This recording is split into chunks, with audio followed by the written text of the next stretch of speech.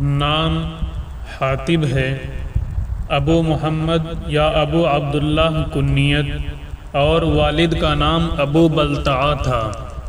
سلسلہ نسب میں اختلاف ہے، بعض قحطانی نسل قرار دیتے ہیں اور بعض بنو لحم بن عدی کا ایک ممبر بتلاتے ہیں، جو ایام جاہلیت میں قبیلہ بنو اسد کے حلیف تھے۔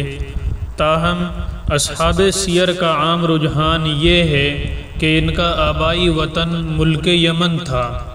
مکے میں غلامی یا حلیفانہ تعلق کے باعث سکونت پذیر تھے۔ ایام جاہلیت میں شاعری و شہسواری کے لحاظ سے مخصوص شہرت کے مالک تھے۔ قبل از ہجرت ایمان لائے اور جب مدینہ اسلام کا مرکز قرار پایا تو وہ بھی اپنے غلام حضرت سعد رضی اللہ عنہ کے ساتھ وارد یثرب ہوئے۔ یہاں حضرت منذر ابن محمد انصاری رضی اللہ عنہ نے ان کو اپنا مہمان بنا لیا اور حضرت خالد ابن رحیلہ رضی اللہ عنہ سے مواقعات ہوئی۔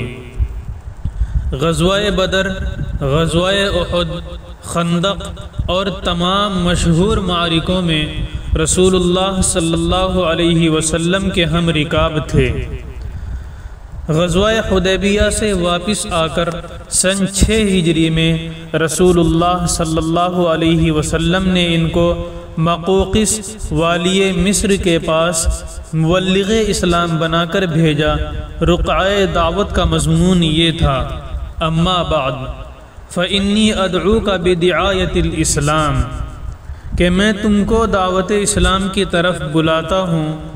اسلام قبول کرو گے تو تم محفوظ رہو گے اور خدا تم کو دوگنا اجر دے گا، اور اگر تم روگردانی کرو گے تو تمام قبطیوں کا گناہ تم پر عائد ہوگا۔ اے اہل کتاب، تم ایسے کلمے کی طرف آ جاؤ جو ہم میں اور تم میں باہم مساوی ہے، یعنی ہم لوگ صرف ایک خدا کی پرستش کریں، کسی چیز کو اس کا شریک نہ بنائیں، اور ہم میں سے بعض اپنے بعض کو خدا کے آگے پروردگار نہ بنائیں۔ حضرت حاطب ابن ابی بلتعہ رضی اللہ عنہ نے مصر پہنچ کر مقوقس کے دربار میں نامہ مبارک پیش فرمایا اور حسب ذیل مکالمے سے اس کو اسلام کی ترغیب دی۔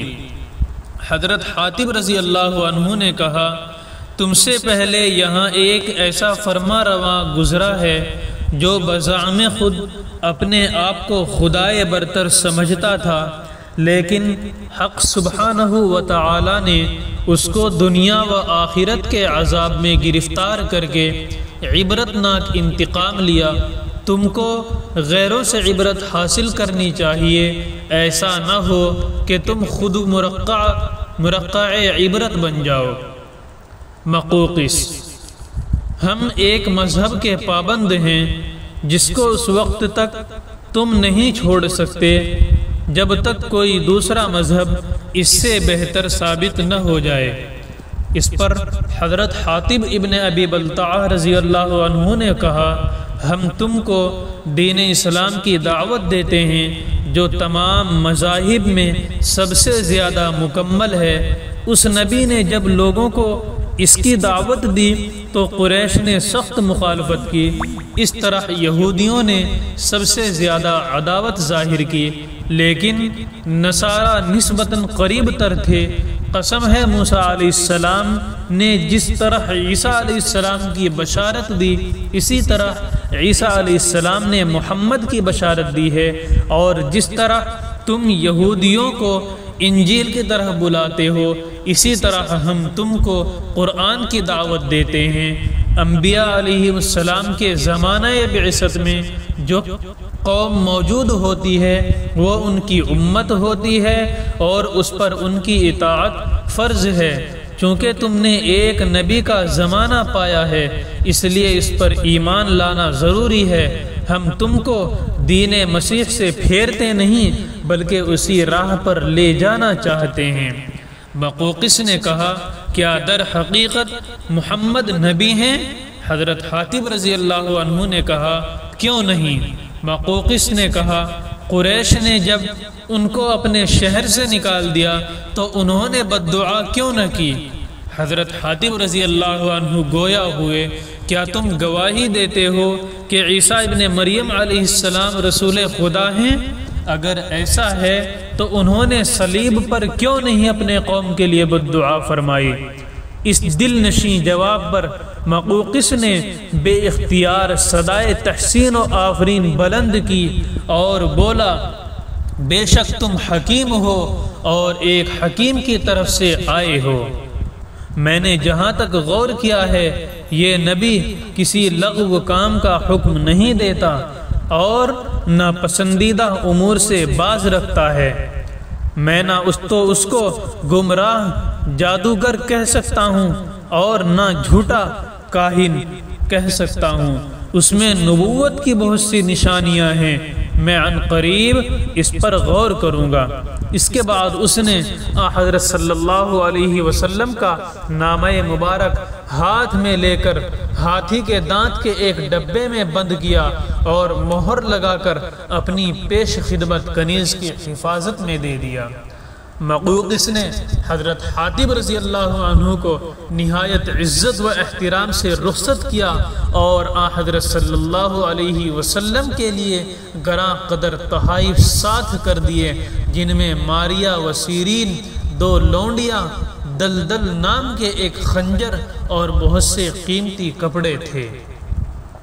سن 8 ہجری میں فتح مکہ کی تیاریاں ہوئی اور غنیم کو بے خبر رکھنے کے لیے تمام احتیاطی تدبیریں عمل میں لائی گئیں۔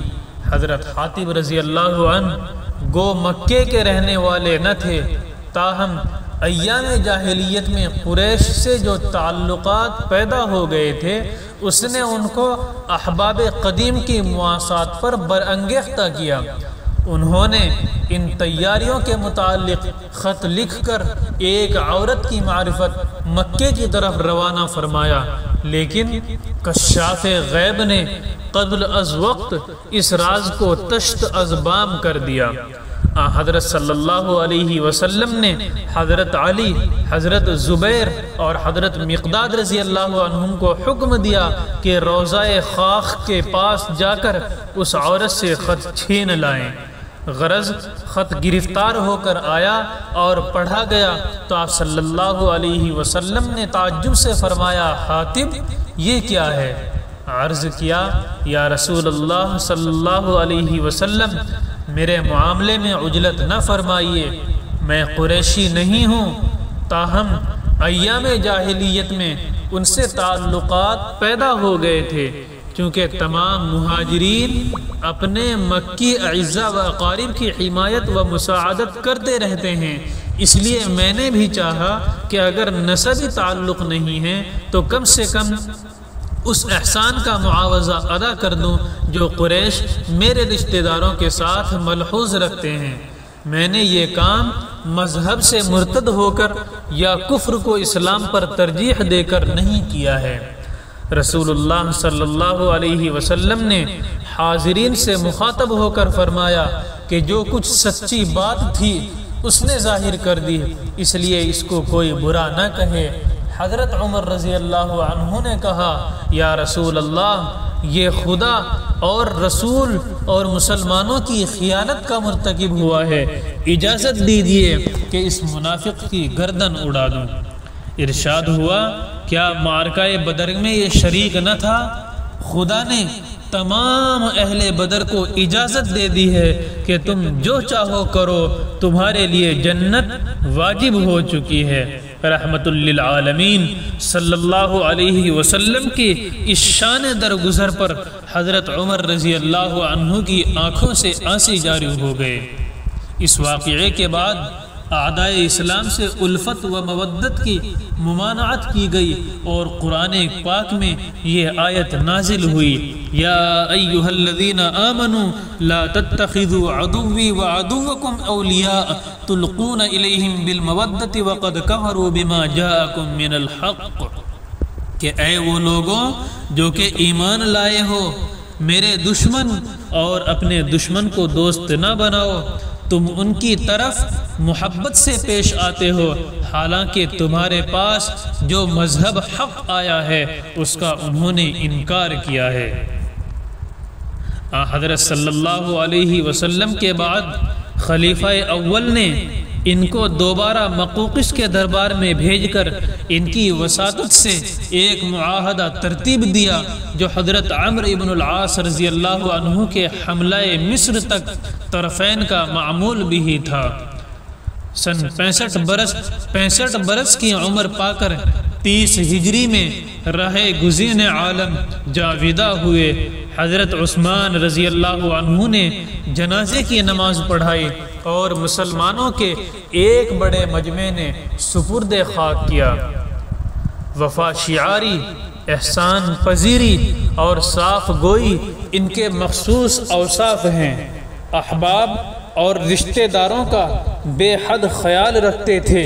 فتح مکہ کے موقع پر انہوں نے مشرکین کو جو خط لکھا وہ در حقیقت انہی جذبات پر مبنی تھا، چنانچہ رسول اللہ صلی اللہ علیہ وسلم نے بھی اس نیت خیر و صاف گوئی کو ملحوظ رکھ کر ان سے درگزر فرمایا، اور ان کا ذریعہ معاش تجارت اصلی ذریعہ معاش تھی۔ انہوں نے کھانے کی ایک دکان سے نہایت کثیر نفع حاصل کیا، چنانچہ وفات کے وقت 4000 دینار نقد اور بہت سے مکانات چھوڑے۔ حلیہ یہ تھا، موزوں اندام، چہرہ خوبصورت، انگلیاں موٹی اور قد کسی قدر چھوٹا تھا۔